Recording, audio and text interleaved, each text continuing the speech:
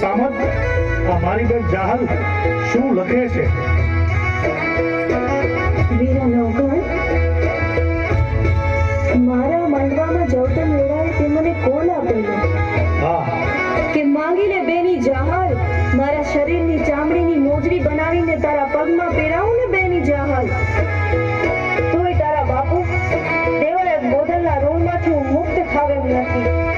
હા અને મેં કહેલું વીરા નવઘણ કે મારું આ કાપડું તારી પાસે લેણું રહ્યું, સમય આવે ત્યારે હું માંગીશ. જે કાપડું હું આજ માંગુ છું વીરા નવઘણ, આ નવઘણના ખોળિયામાં પ્રાણ હોય અને બેન જાહલને આપેલું વચન ભૂલી જાય એવો હુરજ તો ક્યારેય ન ઉગે. માંગો બેની બા, શું માંગો છો?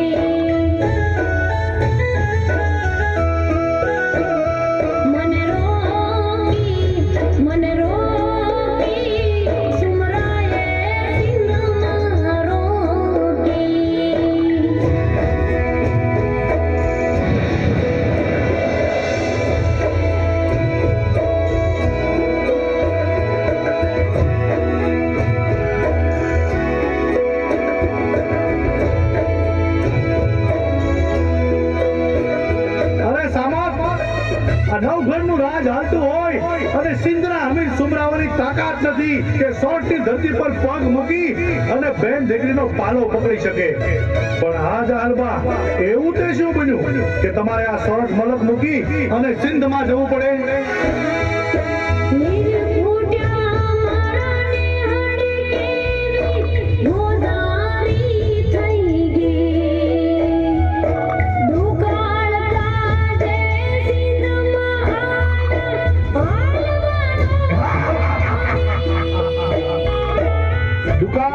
સિંધ મલકમાં ગયા છો બેની બા, તમારા ભાઈ નવઘણને યાદ ન કર્યો બેની બા?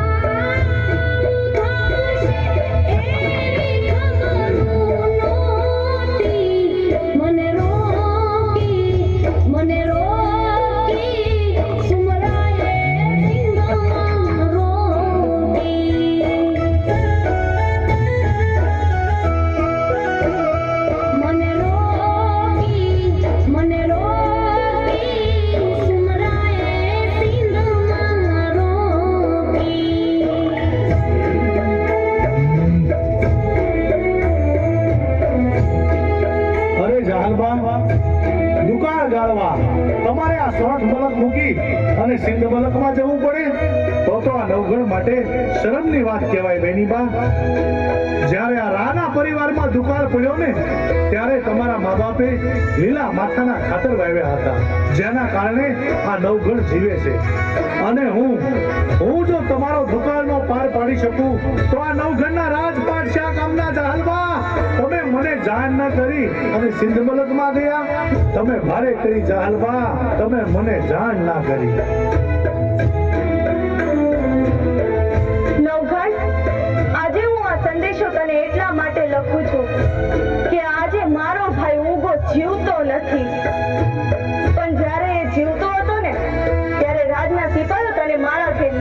આવ્યા હતા. સાથે મારા બાપુએ સંદેશો મોકલ્યો હતો કે આઈ રાણી રાહ રાખીને વાત કરજો અને નવઘણ તારી જગ્યાએ મરવા માટે મારી માએ મારા ભાઈ ઉગાને તૈયાર કર્યો હતો. તેથી મારી માને રડતી જોઈ મારો નાનો ભાઈ ગોઠણ જવડો પણ મરદનો દીકરો હો, તેથી મારી માને કીધું તું કે માં રડતી નહીં, સાની રહી જા. રાજા નવઘણને ઉગારવો એ તો આપણી ફરજ છે. આ નવઘણને ઉગારવા માટે આ એક ઉગો તો શું, આવા હજારો ઉગા કુરબાન છે. તો વિચાર કરી લે નવઘણ, તું તો અમારા આશરે હતો, છતાંય તને બચાવવા માટે મારો ભાઈ ઉગો પોતાનું મસ્તક કપાવી નાખતો હોય તો હું તો એની સગી બેન છું. મને બચાવવા માટે તો એ આખું દિલ સંધરાવી નાખે. આટલું બધું લખવાની જરૂર આ નવઘણને ના હોય જાહલમાં? હા, અરે તમે તો એવા માવતરની દીકરી છો, એવા વીર પુરુષ ભાઈની બેન છો, જેનું ગૌરવ માત્ર આહિર સમાજ નહીં પણ 18 વરણ લઈ શકે. હા, હું જાણું છું કે 100 આહિરની દીકરીની ચૂંદડી ઉપર કોઈ નરાધમ પાપી માણસ બીજો દાગ ન લગાવી શકે, પછી ભલે એ સિંધનો સુમરો હોય. ભાઈ ઉગાનું બલિદાન મિથ્યા નહીં જાય. આ નવઘણ હજી જીવે છે.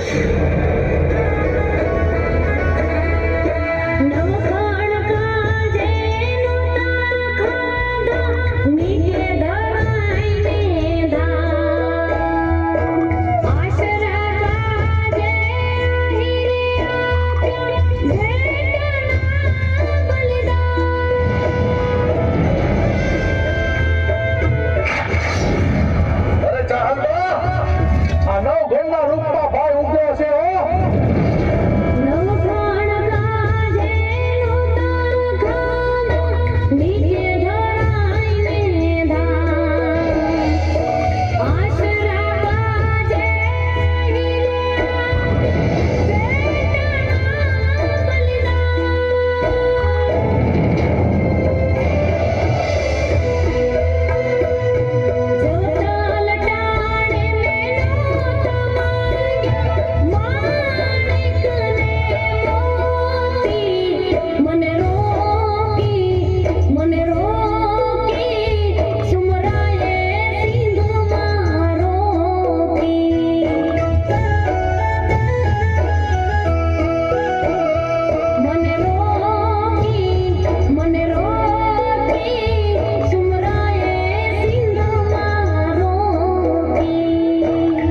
આજે મારો ભાઈ ઉગો જીવતો હોય અને એને ખબર પડે કે એની બેન જાહલનો કોઈ મારગ રોક્યો છે તો એ મરદનું ફાટ્યું ચાલ્યું ના રે હો. અરે જાહલબા, આ નવઘણના રૂપમાં તમારો ભાઈ ઉગો છે હો. પણ આજે નવઘણ ઉગો જીવતો નથી એટલે મારે તને કહેવું પડે છે. હું જાણું છું જાહલબા કે તમે સિંધની ધરતીમાં એકલા હાથે હજારો મુસીબતોનો સામનો કરી પોતાની પવિત્રતાનું રક્ષણ કરી રહ્યા છો અને આવા સમયમાં તમને ભાઈ ઉગો સાંભળે પણ ખરો. પણ જોજો હો જાહલબા, સિંધનો સુમરો આવીને તમારો પાનો પકડે એ પહેલા આવીને તમારી સામે ઊભો રહી જાવ તો માનજો કે નવઘણના રૂપમાં ઉગો આવ્યો હો. પણ તું એમ ના માનતો હો કે હું તારી પાસે મારી આબરૂની ભીખ માંગુ છું.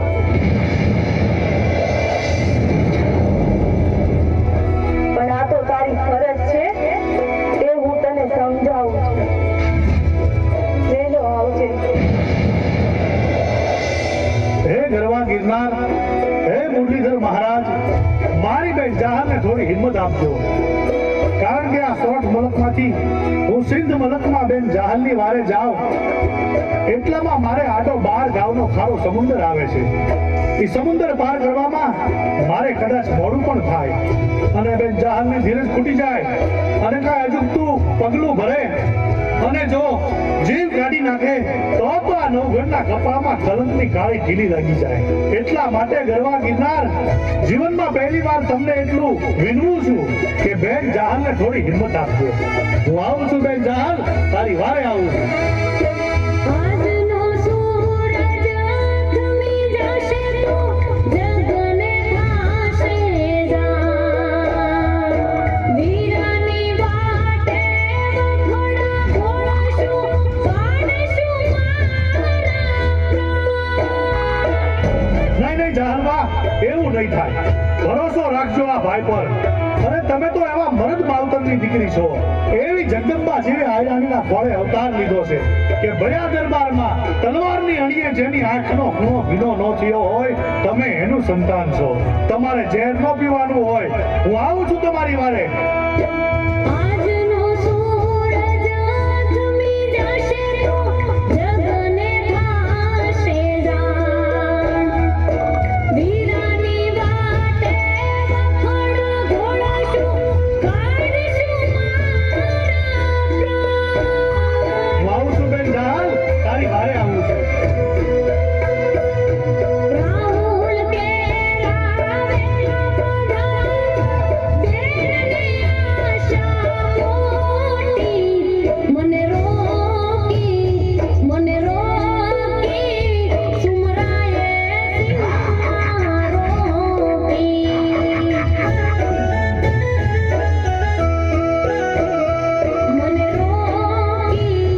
મને રોકી સુમરાએ સિંહમાં રોકી.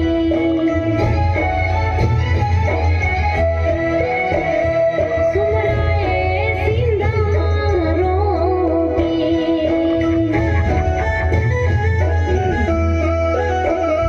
જાહલને સિંહમાં રોકી.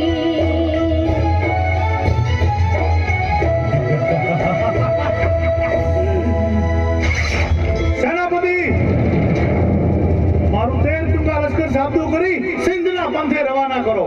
હવે તો સોરઠની ધરતી પર પહેલો પગ બેન જહાલ મૂકશે, પછી જ નવગઢ. નહીંતર સિંધની ધરતીમાં સમાઈ જઈશ. હવે 100 ચુંદડી ઉપર મીઠ માનનાર ના આ નવગઢ રાય રાય જવડા કટકા કરી અને જોગણીઓના ખપ્પર ભરે છે. જય મુરલીધર.